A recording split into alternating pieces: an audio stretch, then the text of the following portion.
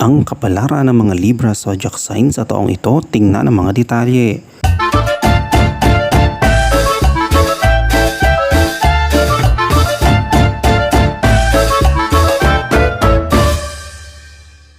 Ano nga ba ang kapalaran ng mga Libra sa panahon ng pag-ibig o love?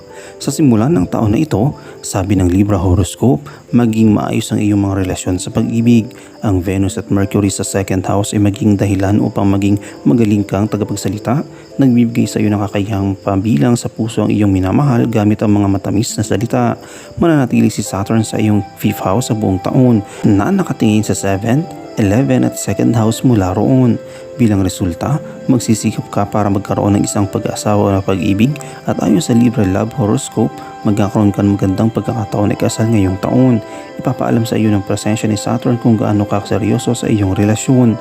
Kung talagang nais mong magkaroon ng isang kahangahangang relasyon, gagawin mo ang iyong makakaya at magtatagumpay. Sa pagitan ng April, August at September, maaaring magkaroon ka ng mga problema sa iyong buhay pag-ibig dahil sa maaaring bumaba ang harmonya sa iyong dalawa. Ngunit ang natitirang panahon ay gagawing maayos ang iyong buhay pag-ibig at magiging maayos kayo sa isa't isa. Magtutulungan kayo sa oras ng isa't isa. Inaasahan ng Libra Horoscope na ang buwan ng March ay magiging lubhang romantic. Pagkatapos nito, ang mga buwan ng July hanggang October ay magpapalakas ng romance sa inyong partnership at na magbibigay daan sa inyo upang magkaroon ng isang pag-asawa pag-ibig sa mga huling buwan ng taon. Ano naman ang horoscope ng mga Libra para sa career? Inaasahan na magdudulot sa iyo ng taong ito na ilang napakagandang resulta sa iyong karera. Sa simula ng taon, nasa 7th house mo si Jupiter at nasa iyong 5th house naman si Saturn. Sa simula ng taon, nasa iyong 3rd house ang Araw at Mars at dahil nasa iyong 5th house si Rahu, hindi ka matatakot harapin ang anumang hadlang at ang katangian mong ito ay magdadala sa iyong tagumpay sa iyong trabaho. Anumang gawain ng iyong makukuha, magagawa mo ito ng maayos sa iyong trabaho na magpapangiti sa iyong mga nakatatanda o superior at dahil sa kanilang pabor, makakakuha rin ng isang kahangahangang posisyon ayon sa Libra Horoscope. March at April ay maraming magdudulot ng hamon sa iyo ayon sa iyong Libra Horoscope. Sa panahong ito, maaaring mapilitan kang maghanap ng ibang trabaho dahil ang una mong trabaho ay maaaring maging may problema. Sa mga buwan ng May at June, dapat kang mag-ingat sa iyong mga katrabaho dahil maaaring sila ay magplano ng iba't ibang mga palabas laban sa iyo na magdudulot ng abala sa iyong propesyon.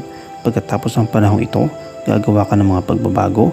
Ang panahon mula August hanggang December ay magiging lubos na kapakipakinabang sa iyo at magagawa mong lahat ng bagay ng maayos na may determinasyon sa iyong karera at makakagawa ng isang bagong landas para sa iyong sarili. Ano naman ang horoscope ng mga Libra para sa finances? Magiging maunlad ang iyong kalagayan sa financial ngayong taon ayon sa taunang pangako.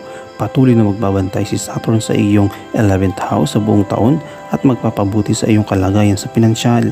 Hindi lamang iyon, patuloy din ang biyaya ni Saturn sa iyong 2nd pari-arian na nagpapataas ng posibilidad ng tagumpay sa ekonomiya at lakas ng pinansyal. Ang simula ng taon ay magiging maunlad. Ang Venus at Mercury ay nasa 2nd house, nagbibigay inspirasyon sa iyo upang makamit ang kahit ano sa aspetong pinansyal. Sa tulong ni Mars, ang mga panahong sumusunod pagkatapos ng March, May at August ay tila magiging may kapakinabangan sa aspetong pinansyal. Ang biyaya rin ng Diyos ng araw ay magpapasa iyo at magresulta sa mga gantimpala mula sa sektor ng gobyerno at matatag na posisyon sa aspetong pinansyal ng buwan ng August. Ano naman ang swerteng numero para sa mga Libra? Ang planeta na nag-uugnay sa Libra ay si Venus at ang mga swerte nilang numero ay 5 at 8. Ang kabuang taong 2024 ayon sa Libra Horoscope ay ang taong ito ay maaaring maging maganda para sa mga sinuman na isinilang sa ilalim ng sign na Libra.